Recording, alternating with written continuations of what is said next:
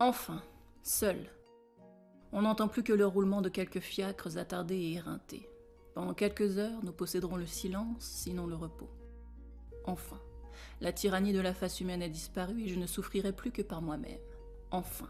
Il m'est donc permis de me délasser dans un bain de ténèbres. D'abord, un double tour à la serrure.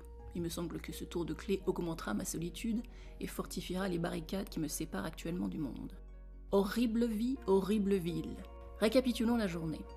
Avoir vu plusieurs hommes de lettres, dont l'un m'a demandé si l'on pouvait aller en Russie par voie de terre, il prenait sans doute la Russie pour une île, avoir disputé généreusement contre le directeur d'une revue, qui à chaque objection répondait « C'est ici le parti des honnêtes gens », ce qui implique que tous les autres journaux sont rédigés par des coquins, avoir salué une vingtaine de personnes, dont 15 me sont inconnues, avoir distribué des poignées de main dans la même proportion, et cela sans avoir pris la précaution d'acheter des gants, être monté pour tuer le temps, pendant une averse, chez une sauteuse qui m'a prié de lui dessiner un costume de Vénus, avoir fait ma cour à un directeur de théâtre qui m'a dit en me congédiant « Vous feriez peut-être bien de vous adresser à Z, c'est le plus lourd, le plus sot et le plus célèbre de tous mes auteurs, avec lui vous pourriez peut-être aboutir à quelque chose.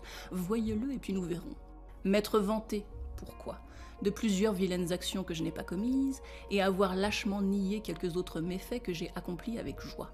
Délit de fanfaronnade, crime de respect humain, avoir refusé à un ami un service facile et donné une recommandation écrite à un parfait drôle. Ouf, est-ce bien fini?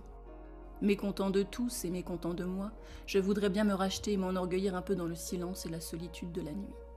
Âme de ceux que j'ai aimés, âme de ceux que j'ai chantés, fortifiez-moi, soutenez-moi, éloignez-moi le mensonge et les vapeurs corruptrices du monde, et vous, Seigneur, mon Dieu, accordez-moi la grâce de produire quelques beaux vers qui me prouvent à moi-même que je ne suis pas le dernier des hommes, que je ne suis pas inférieur à ceux que je méprise.